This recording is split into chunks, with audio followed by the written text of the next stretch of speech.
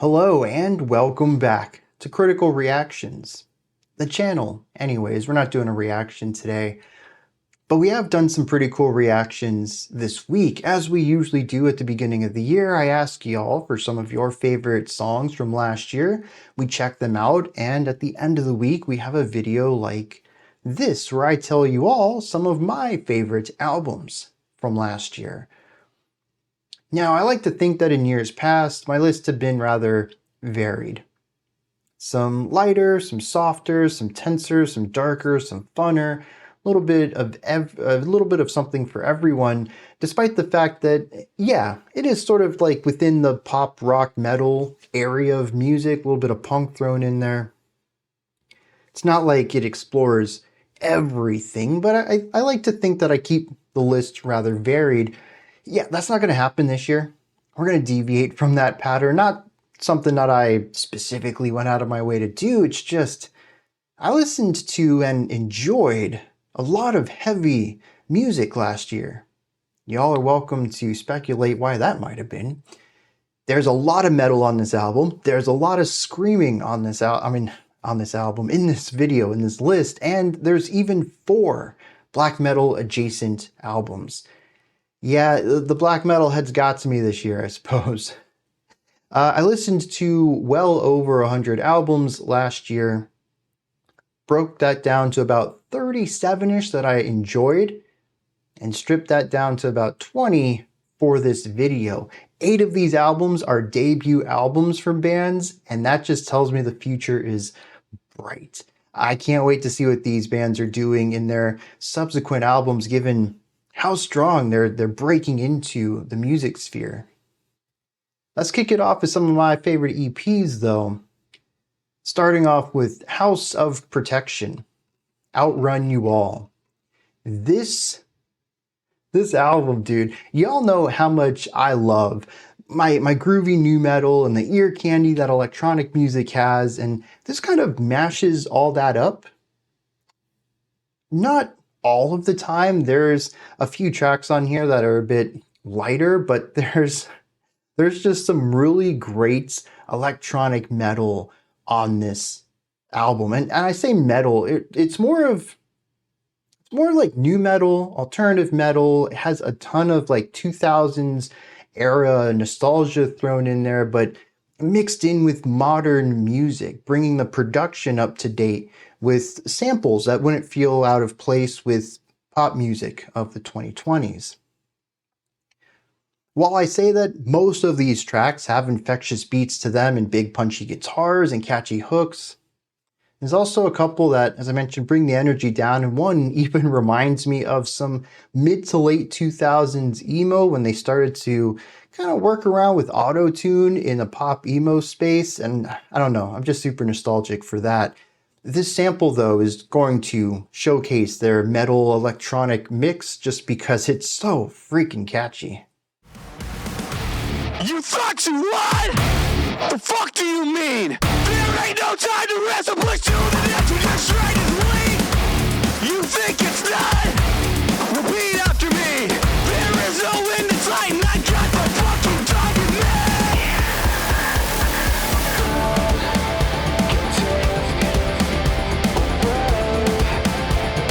All your attention, trust, chase, and stay.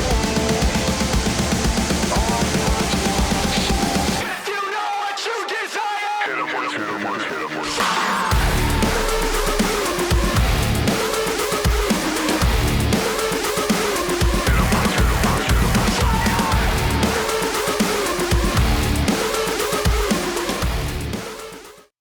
Next up, we have the album Obverse by the band Obverse, and all of the tracks on it are Obverse. Obverse 1, Obverse 2, and so on. I'm kind of curious how many of y'all have heard of this. I think you're definitely going to know the people in it, though. It's a bit of a super group consisting of Emily Hopkins, also known as Harp Lady, who is a YouTuber who puts out videos about harps and effects pedals and playing the harp with effects pedals, and just some really cool stuff going on that channel. But she teamed up with Dan Briggs of Between a Buried and Me and Chris Allison from Pliny to put this together. If you know who any of those three people are, you know this is going to be a wild ride of an album. It's incredibly proggy. There's so many odd time signature changes, meter shifts, those are time signatures. There's rhythmic pattern alterations all over the place. There's key changes, harmonic patterns. It is a wild exploration of all things composition, but also production too. As I mentioned, Emily Hopkins really loves effects pedals, and you can find so many different atmospheres and textures and sounds and effects on this too. If you enjoy progressive metal or maybe even progressive rock, this is instrumental, so you don't have to worry about anyone screaming vocals over it. You're probably going to enjoy it. It does put me in a little bit of a tough spot though, because I can't really put a sample out, a nice little 30 to 60 seconds segment of any track, because this whole album is built on slow burns. It's experiential listening. You can't really bake that down into a little snippet, but I'm going to do my best with it. The album is only 20 minutes though, so if this snippet interests you at all, absolutely give this a shot. Now, I do want to say, just because I took the time to write this back towards the beginning of last year when this album came out, I don't really like the word obverse. I guess it works, but I don't know, it's just so obtuse. I want to call it observe, but it's obverse, which is kind of like a reverse, or more so like some letters reserved slots I don't expect. The nerve they have to serve as such an undeserving syllabic form that I'm adverse to. It makes me terse as I have to rehearse saying obverse as my muscles traverse new forms.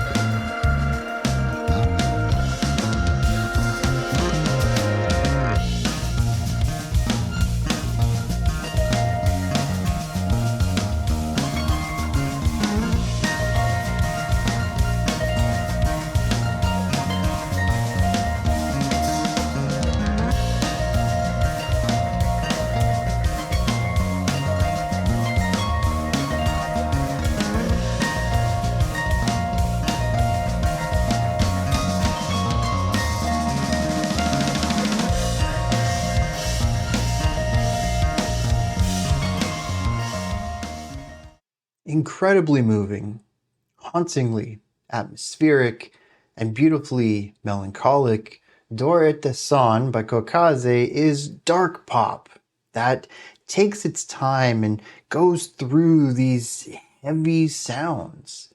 It is pop music. There's nothing in here that is unpalatable. There's nothing heavy or distorted, but it does capture a lot of the same vibes that I think people of post-metal and maybe even black metal might enjoy if they can get over the poppier aesthetic. The vocal work is gorgeous and emotionally evocative, and every song builds around it, pulling out even more emotion out of the vocal delivery until the entire song is drowning in it.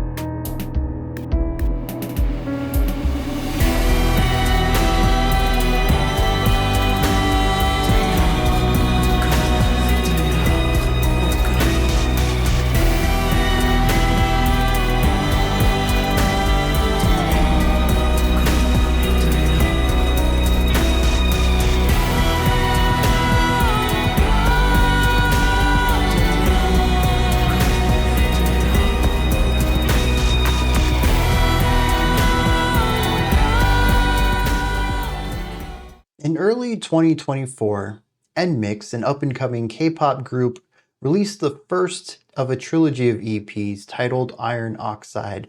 Though if you're trying to look it up, it's going to be Fe3O4, which is the scientific formula for it. But I do believe it's supposed to be called Iron Oxide. That one had the subtitle of Break, which I think was more of a breaking out idea there, but it's just a hunch of mine. In this EP, they took a pop sound with a little bit of an R&B leaning and mashed it together with a variety of different pop sounds and other popular styles, including electronic and rock music, and created a rather memorable EP. Towards the end of 2024, they released another one in the series titled Iron Oxide Stick Out, and at the beginning of this year, they finished up the trilogy with Iron Oxide Forward, which is the album I want to talk about right here. It does follow the trend of taking a general poppy sound and smashing it together with a bunch of other things, creating a rather varied EP, a disc full of all sorts of different atmospheres, speeds, and energies. But as you can expect from a K-pop group, the production is crisp, the vocals are expressive and varied, there's tons of layers and counterpoint, and as I mentioned, the songs are incredibly dynamic. It does still retain a little bit of that pop sound with an R&B leaning, but they even have some higher intensity tracks, like what I'm going to play for you today with Slingshot. Now, they also released an LP later on after releasing Iron Oxide Forward.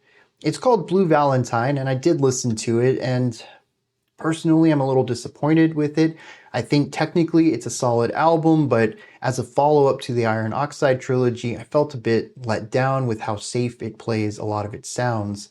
Regardless, that's still a good album to dive into if you end up checking out the Iron Oxide album and want more. 1, 2, 3, golden snitch, 같이 quick. 나나 슝 슝, passing by you.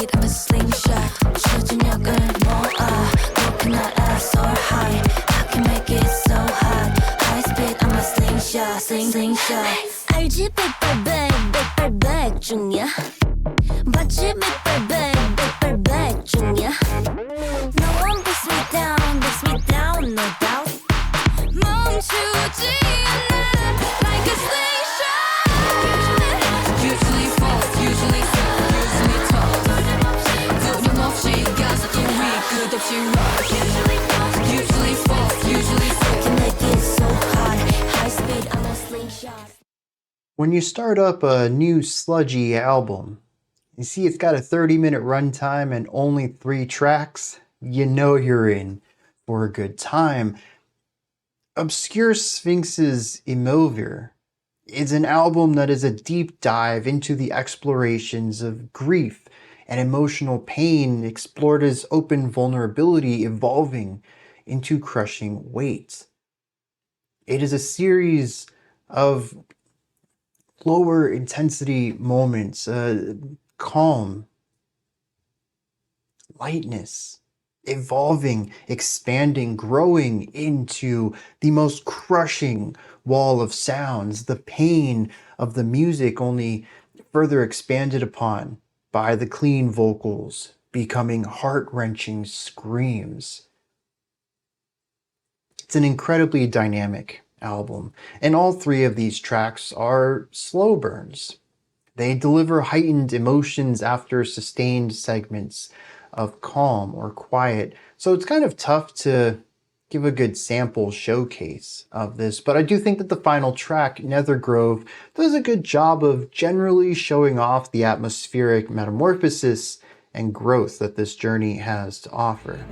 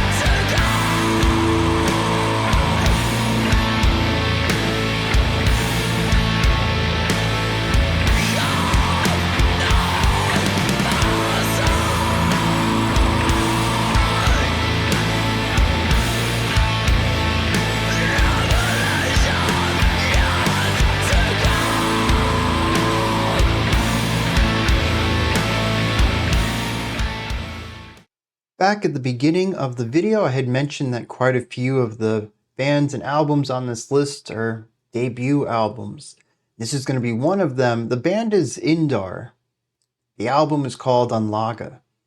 Technically, this falls under alternative metal, but I find that to be primarily used for the blanket, larger umbrella focus there because honestly, this album has a little bit of everything.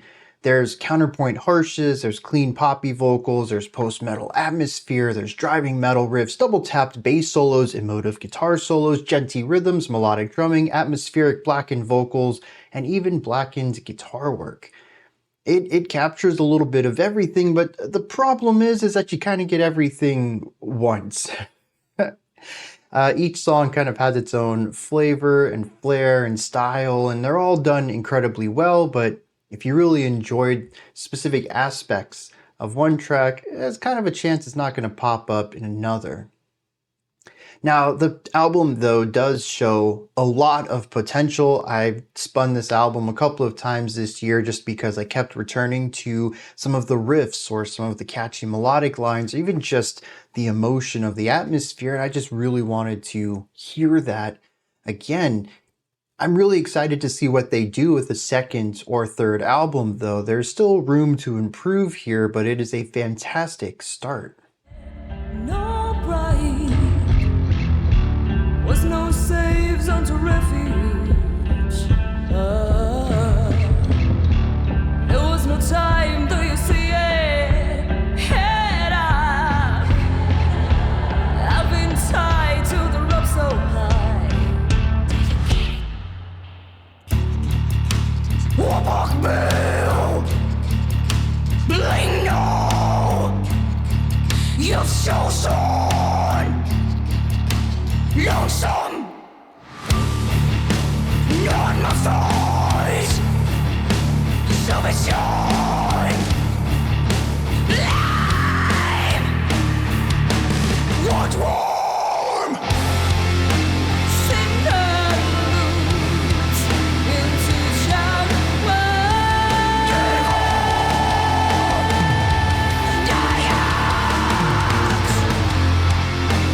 Mountain roots, head to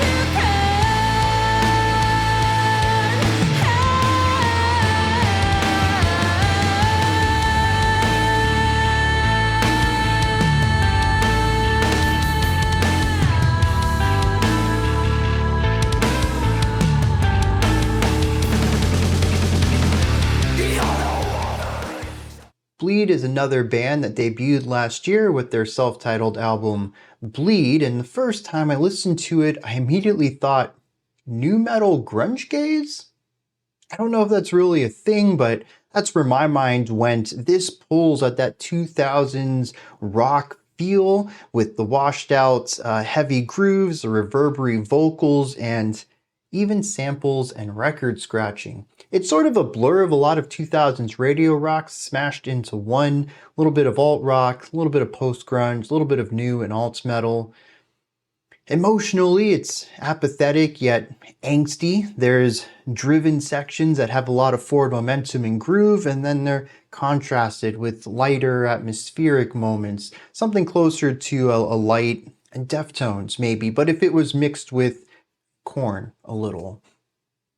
I'd say that the atmosphere also brings about an emotionally lost vibe, someone trying to find their way and kind of getting angry through that process. I mean, just general teenage angst stuff going on. The album can be a bit samey. I know I've had a few albums that I've described so far as fairly various, having a bit of variety on them. This one doesn't. If you listen to the first track and it's not your jam, you got a pretty good indication of what the album's going to be giving you. But if you really like this sound, you're not going to be let down by the rest of it.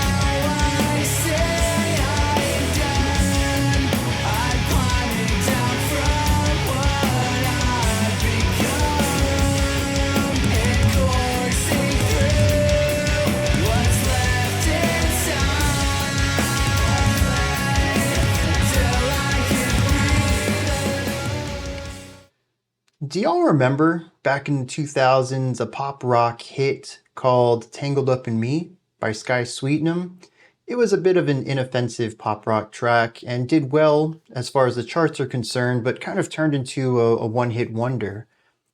Well, a few years later, Sky would go on to form a punky alternative metal band called Sumo Cyco, and while I personally really enjoyed the singles they released before they put out their first album, which I'm still kind of upset those singles never got a physical release, at least I don't think they did. The LPs were fine. I think they were solid, all three of them were. I've kept up with the band though, because I always felt like there was potential. There's some really great ideas present. It just never really comes through. It never gets that oomph, that X factor to elevate it. And I think they finally hit the mark with their 2025 album, Neon Void. This is still punky. It's still alternative metal. It still has a ton of sass and attitude and aggression, but it still carries a bit of the poppy element too that you would expect from alternative metal, like catchy hooks and the lighter choruses that kind of bring everything together and contrast well against the heavy driving verses. But what I think this album does that the others haven't is that it looks backwards. It isn't necessarily a pure evolution of this band as much as a full encompassing of it. It reminds me of the personality that they had back with those early singles, merged with the production tricks and the composition techniques that they've refined and honed over the years. It really brings everything together into a pretty strong offering in the alternative metal sphere that, at least to me, stands out amongst their peers. There's a ton of variety on the musical side on this album, and it shows a vast understanding of pop, punk, metal, and even electronic genres, trying to bring it all together into a unique soup of music that is Sumo Cyco. I could be commanding, I could be demanding, I could be the one left standing. I left you warning, told you so many times. Knew you had it coming, the choir is humming the tune of your demise. Now isn't that something? Your life serves up on a plate. Tragic and tackled, you think you finagled a way you can escape. Projected projections, propaganda, and mentions the meal that they want to be fed. Excuse my analogy, slip back to sanity. Sugar plums dance round your head. It's a pull of desire, I do not admire your weakness, you disguise as strength. But in my fantasy, I hold your effigy, blood dripping down your neck. Hear the evil voices in your mind, I'm making choices. Tell your lies, I could be commanding, I could be demanding, I could be the one left standing. Unprocessed is a band that's been around for a while. They formed over a decade ago and have been exploring the genty alternative metal realm for quite some time while dipping their toes into more palatable sounds, and even at one time started to, I wouldn't say copy, but mimic or be influenced by the modern guitaring work that you can hear in bands like Polyphia. They've been a band that to me has always been one step behind while wanting to be one step ahead. I can always feel the intentions of this group to want to be the band that influences others, and they're trying to stay ahead of the curve, but the curve is so sharp, and I think they've finally done it. They deserve a ton of praise for this album, and probably not for the reason you think. Very few metal albums grab me on production alone. That's usually something I reserve for pop or electronic music, but this album actually feels like an electronic album made with metal instruments. There's so many sounds that I've never heard a guitar make before, and it almost feels like there's a merging of Sleep Token with the aggression of deathcore, all of it trained by Mick Gordon. it's a wild masterclass in bringing high fidelity, super high fidelity production and an ear for ever shifting tones to the metal world. This album is filled with absolutely filthy sounds and sick grooves, but then they'll switch it up. This isn't just an aggressive album. They have soft, catchy, and even ethereal moments throughout. Now, the sample I'm going to play for you is a bit on the heavier side. I'd say that the album's kind of 50-50 on heaviness versus softness. I picked something heavy though because this does a fantastic job of showcasing the type of electronic-based guitar tone development that you can hear on this album. Just remember that this album has a ton of beautiful moments as well, and if that sounds great to you, definitely give it a shot, even if this sample kind of bounces off of you a little.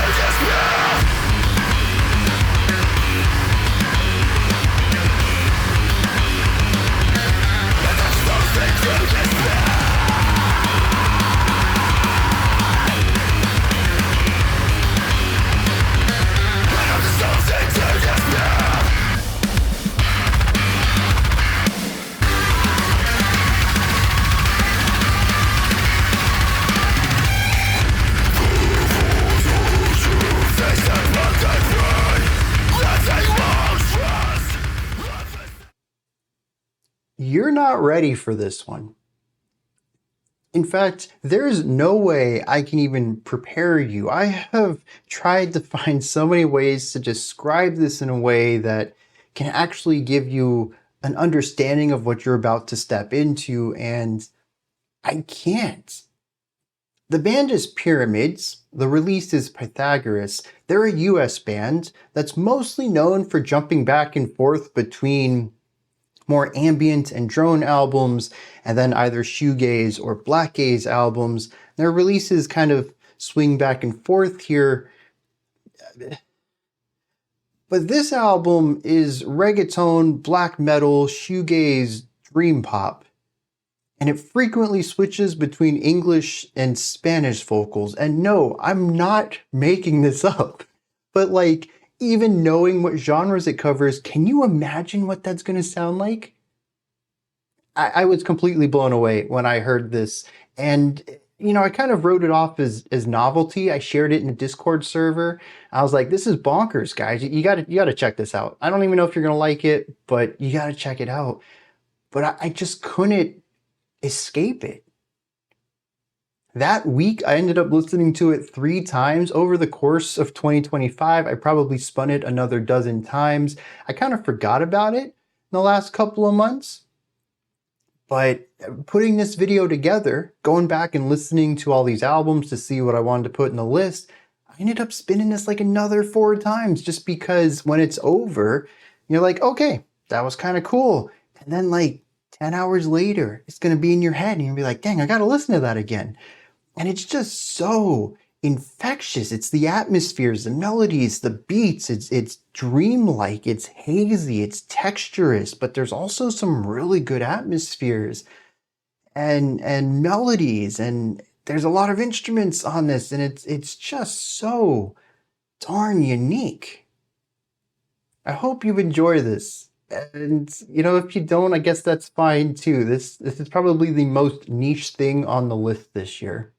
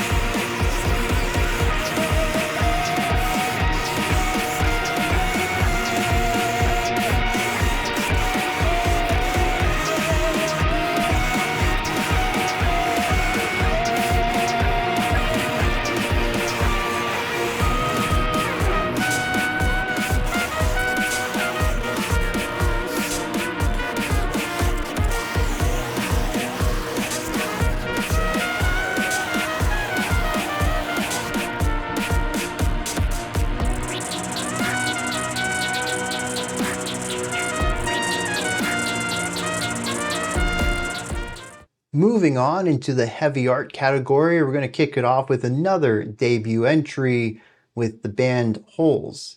The album is Ill. This is incredibly emotive post-metal with a penchant for ripping my heart out.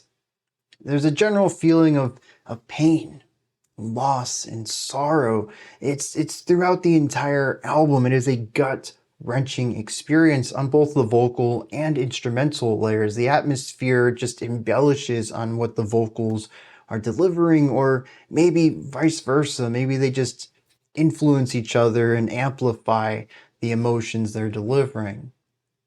There are softer sections crafted from layered guitar and bass ideas, and of course it's post-metal, so that's contrasted with these massive walls of sound. It technically has some rough edges. It is a debut album. It is incredibly solid, and I hear a lot of potential on display, but I think what really keeps me coming back is the pure passion that I hear while listening to it, mixed with these heightened emotive moments.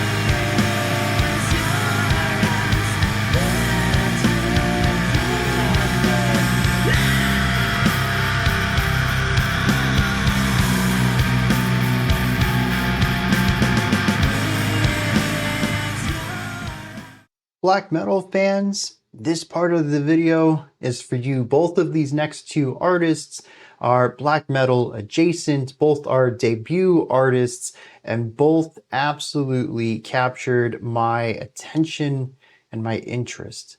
The first one is Euphrosyne with the album Morris.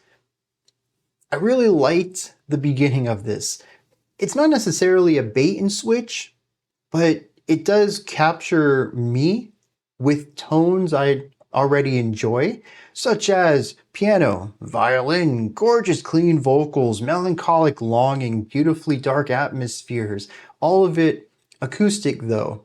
It's like the opening 15% of the album is that, and then out of nowhere you get slapped with the gnarly screams and distorted guitars and the blast beats and the machine gun bass kicks. But by then, I was already sucked in. Where does this tale go? What is the melancholy? Why do we have this longing? And I'll tell you, the rest of the black metal elements really worked too. It's not overused on the album. It is filled with highs, it's filled with lows, great pacing throughout. The highs are the blackened moments, but they're used to showcase excess. Too much emotion to contain, too much pain or sorrow, when you really just need to amplify it up. It never allows the blackened moments to become normal. And I really love that about it, paired with the general sorrowful negative vibes throughout. It is mostly atmospheric based though. That's not to say that it's devoid of riffs, but at least to me, it feels a bit more blackened post-metal than, say, blackened death metal or traditional black metal in that regard. It doesn't stop it from being emotionally crushing, though. I can do what I saw, and I can do what I found. But what I really had to know is that lives never return to the trees. And mountains never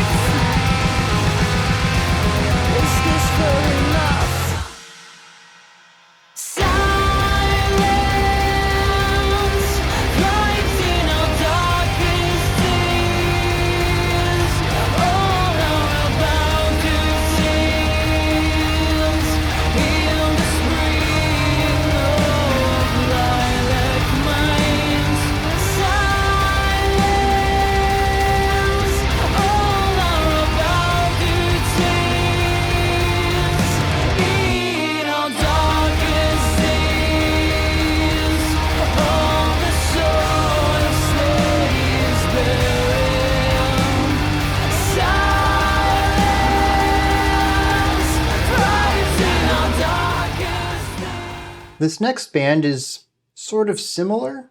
The band is Bianca, and they released their self-titled album, Bianca. It's still blackened adjacent metal, it's still contrast, lighter, more palatable sounds with harsher, gnarlier sounds, and it still has a lot of emotional weight to it.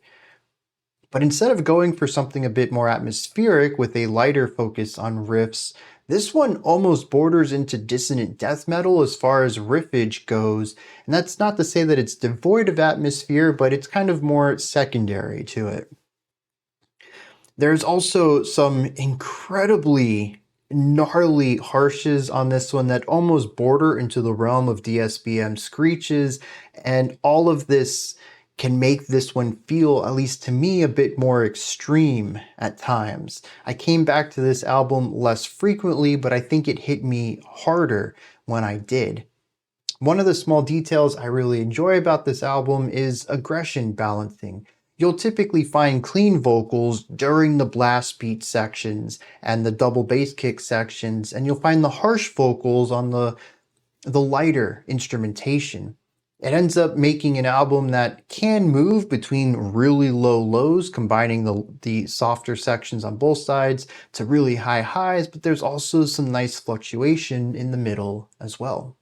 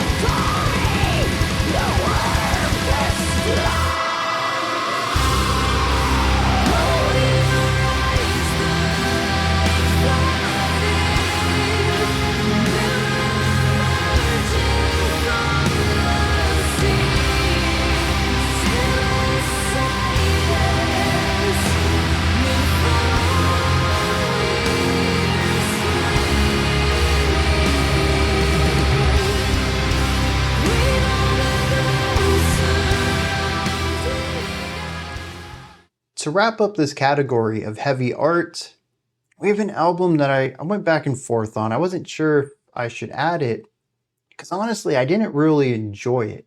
This is one of those works that you appreciate the effort that went into it, and you can even see how it is really great art. But I don't think this is designed to be enjoyed, not in the traditional sense. This is something that's going to challenge you. It's going to make you feel uncomfortable, and quite honestly, I feel unwanted while listening to this album, as if I have stumbled upon music that is sentient and actively tells me you should not be listening to me.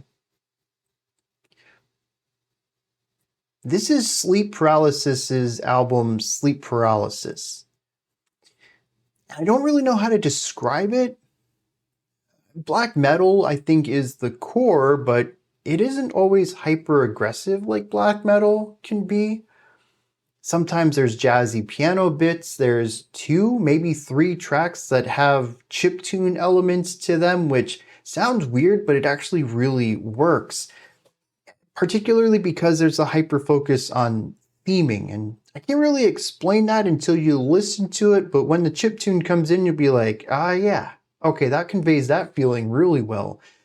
But I can't explain that in track 9, they use microtonal sounds to create this swirling whirlwindness that captures the feeling of looking at circus mirrors and being trapped in a maze of mirrors really well.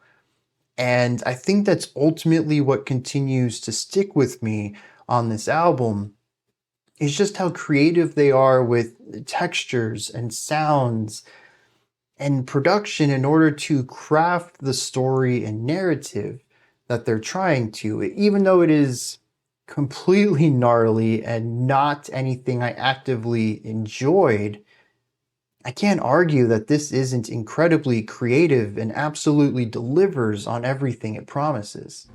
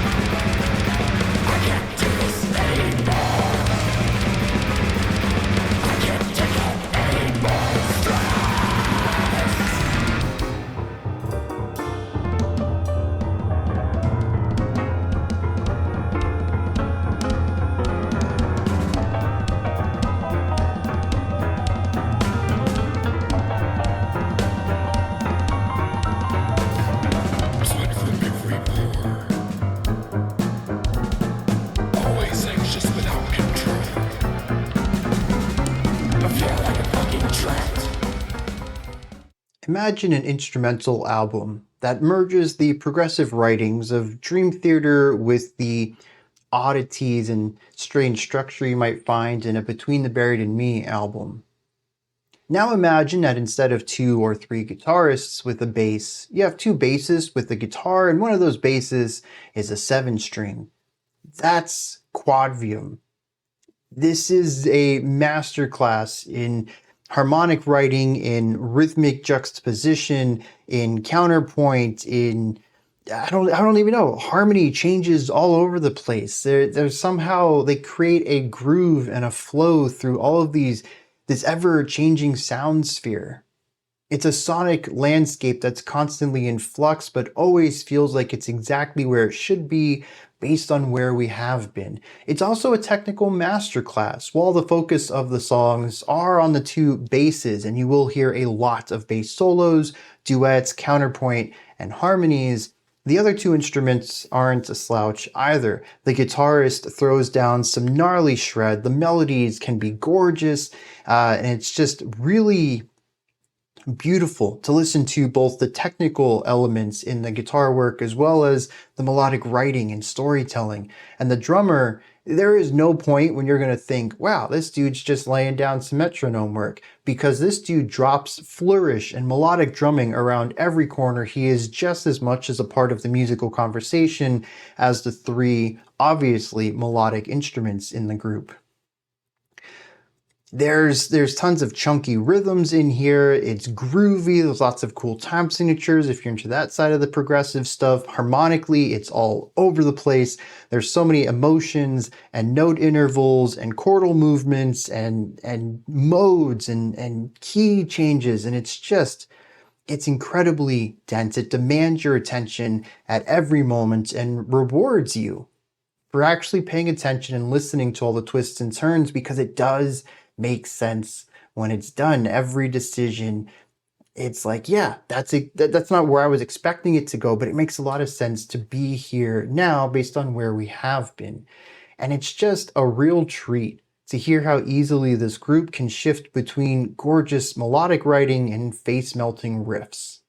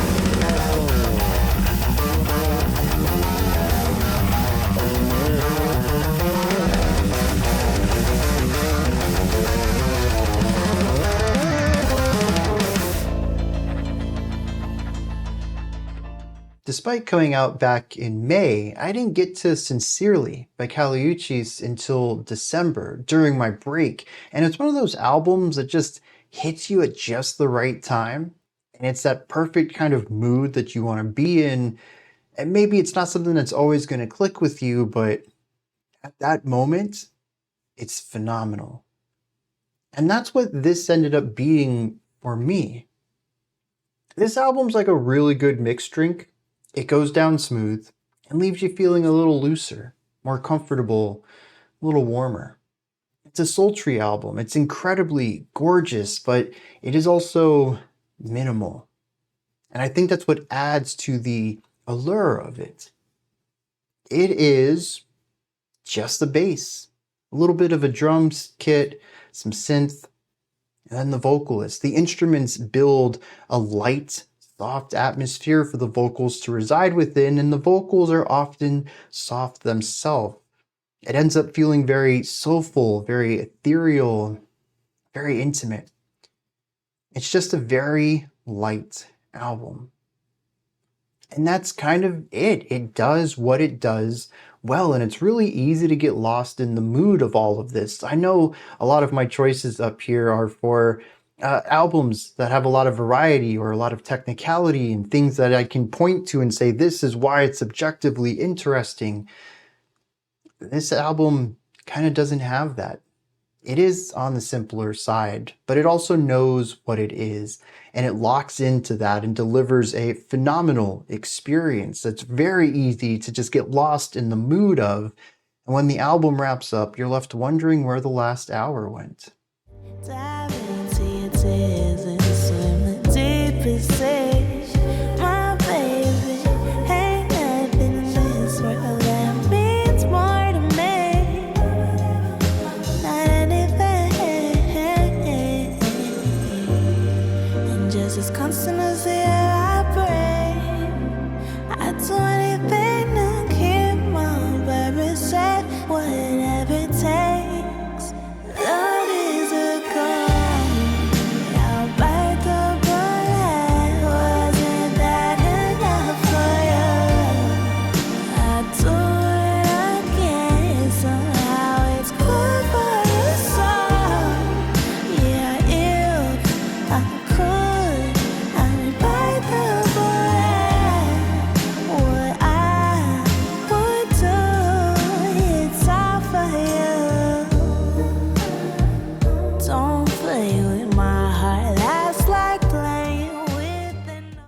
Scardust's album Souls is an orchestral progressive metal album that explores a wide palette of sounds and sound spheres, textures, and atmospheres with a vocalist that honestly I think they can do just about anything. In fact, everyone in this band is incredibly talented. There are sections in here where the band doesn't really play too much of a part as the orchestral element comes in and takes over. But when the band is present, they can do djenty stuff. They can do Dream Theater inspired jumping around between time signatures and rhythms and polyrhythms and counterpoint. It's really impressive. There's bass solos, there's guitar solos, there's keyboard leads. There's choir in like almost every track. There's an orchestra in many of these. There's violin, there's clarinets. It's so dense. It almost ends up feeling like a stage production, especially given how frequently we jump around between different vibes. I think what really ties it all together though is the vocalist. The composition is incredible, but the story is told through the vocals. And this vocalist can do soft, light, ethereal pop stuff. They can do that, belted, projected rock sound. They got an operatic thing. They can get into those Mariah Carey whistle tones. There's growls, there's screams, there's everything in between. This is a theater kid's metal dream album.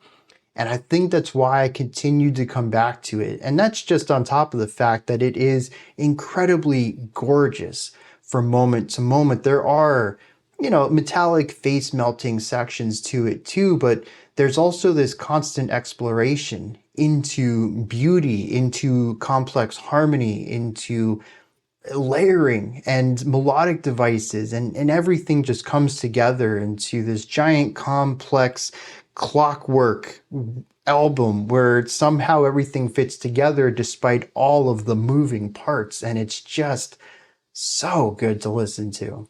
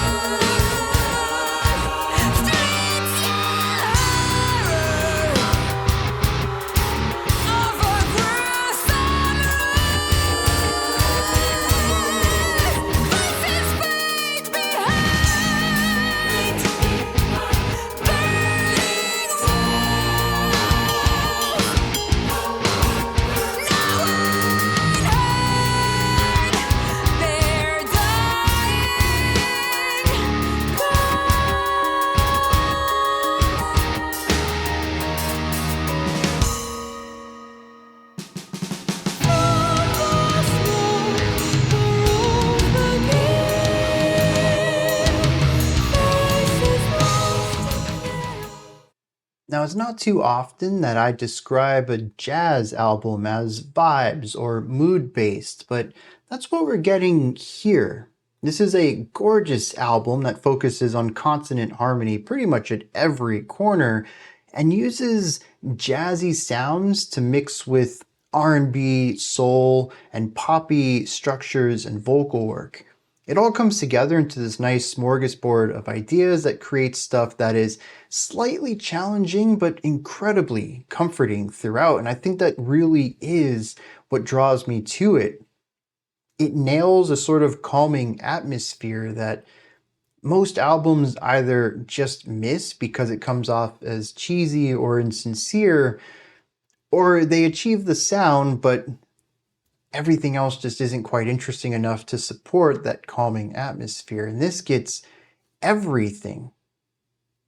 The jazzy elements do bring some more complex rhythmic or harmonic devices with them, but it's never enough to increase the intensity to a level that crosses the chill threshold, turning it into something that is intense in any way.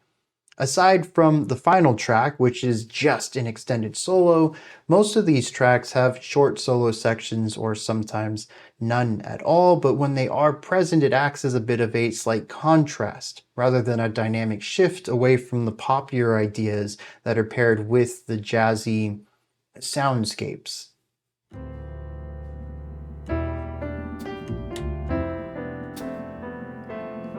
Cause I'm tripping and falling.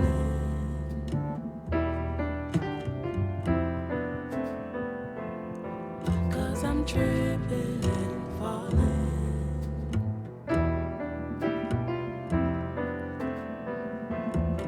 Cause I'm tripping and falling.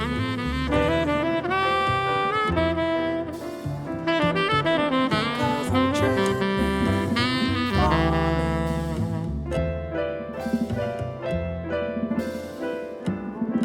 Cause I'm tripping and falling. Cause I'm tripping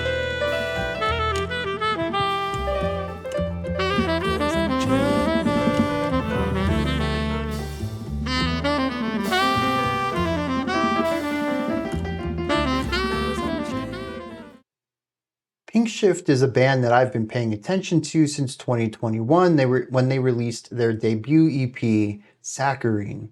That EP is still probably one of my most spun EPs. I love all 5 tracks on it. It is just a perfect showcasing for a new band and immediately put them on my radar.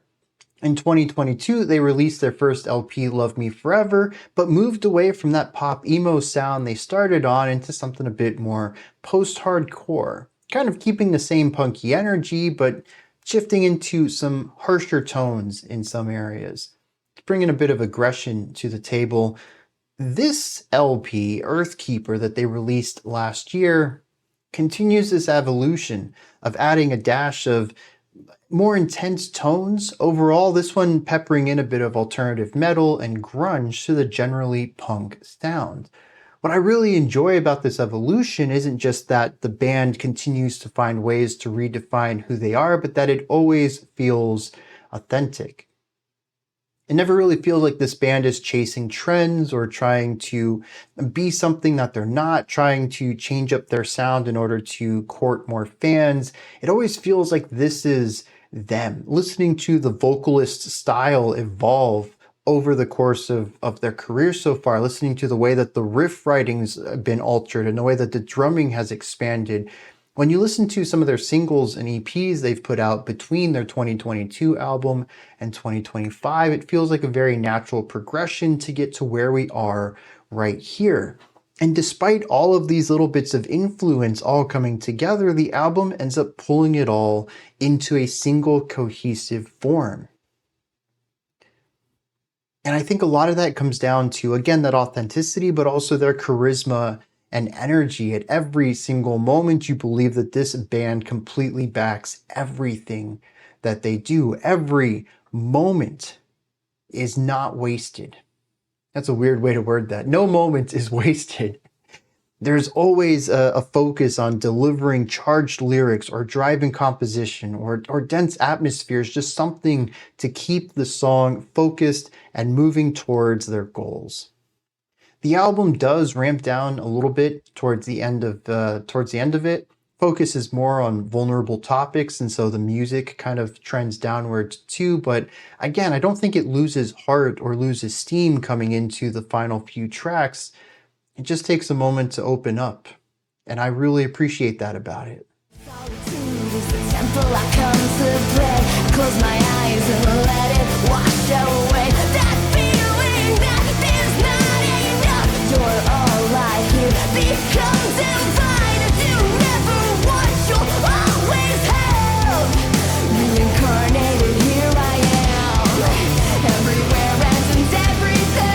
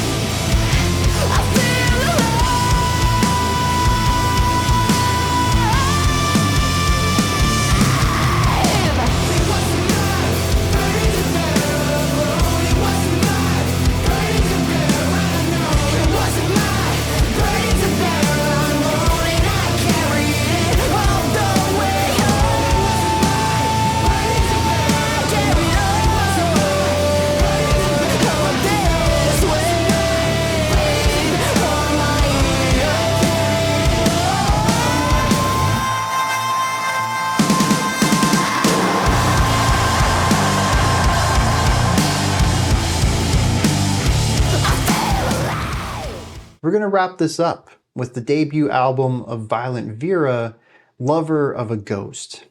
This album is another one that kind of looks towards the past, bringing a general emo, alternative rock 2000s vibe into the modern day, and borrows texture tools of shoegaze, grunge, and even darkwave in order to expand upon the sounds of that core alternative rock tone. It's a moody album, sure, and it primarily focuses on vibes over everything else, but that doesn't reduce its effectiveness, at least for me. You see, this album has an ace up its sleeve, and it's actually Vira, the vocalist. She, in a sense, kind of carries this entire album. That's not to say that the music is completely forgettable, but like I said, it does look towards the past and focuses more on iteration than innovation. I can't really say that there's too much about it that stands out to me, but Vira's vocal delivery is everything. the emotion that she puts into the delivery. It isn't just about hitting the right note. It isn't just about changing the pitch on the note in order to create dissonance or whatever emotion they're going for. It's about the breath. It's about the fatigue in delivering this. It's about the desperation. It's about all of these negative emotions that come through, not in the proper technique of it, but actually the improper technique of singing, injecting so much of, how do I even say this? It's about performance over technical skill. And that's not to say that Vira isn't a great singer. She absolutely nails all of these notes, and it takes a ton of support and control and understanding of all of your singing muscles in order to create the sounds that she does. But it ultimately ends up feeling more like performance art, and it is completely heart-wrenching. The way that she delivers these emotive lines reminds me of some of my favorite vocalists who I enjoy for the same exact reason. Vocalists like Gerard Way from My Chemical Romance, Jessica from Jack Off Jill, and Lacey Sturm from Flyleaf.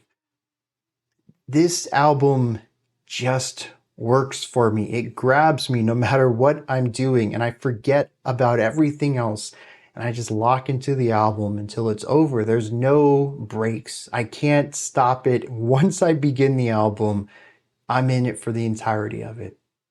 My favorite part is actually the end of the album. It is an amazing climax, but I'll save that for y'all to check out on your own. Instead, I'll pick the track Saccharine, give you a little taste of what Violet Vira does.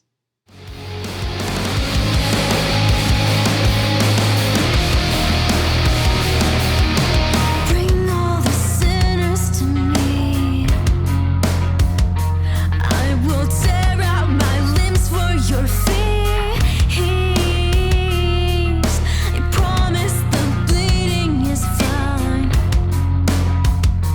Let my body fill bottles of wine. Dying, I'm wasting my youth. Laying down like the child I knew. Saccharine, oh it's saccharine. There's a war in my head that you can't comprehend. Saccharine, oh it's saccharine. There's a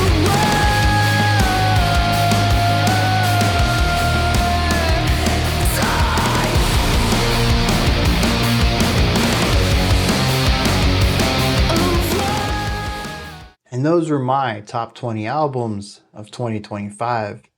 And you know how my videos end. These are just my thoughts on last year's albums. What were yours? What did you think of my list? Were there any surprises in there? I'll tell you, certainly some of those albums surprised me. I'm sitting there listening thinking, I never would have enjoyed this before. It's kind of clicking with me right now, and that's surprising. But maybe you didn't enjoy any of these. Maybe you found some you liked, you'll dig into later, but you had your own totally different list. Let me know. Put your favorite lists down into the comment sections below. In past years, I have found some really great albums looking at y'all's lists and ended up listening to them in the year after thinking, dang, if I had found this when it came out, it probably would have ended up in the video. It's one of the best parts about this community is sharing all the great music that we find, because there is so much music out there, it's impossible to discover it all alone. It's going to wrap it up for today, though. We do have a black metal album out, a reaction to a black metal album coming out tonight, 5 p.m. Eastern Standard Time, 10 p.m. UTC. It's the band Nornir. I actually kind of enjoyed it. I don't know if it's something I'd go back to listen to, but it was a lot better than a lot of the black metal y'all have had me listen to in the past. Tomorrow at 11 a.m. Eastern Standard Time, we have the live stream. And then Monday, we'll be back to the usual reactions. Until next time, remember to be critical, not cynical, of the music you listen to, and have a fantastic morning, afternoon, or evening, whenever you choose to watch my videos.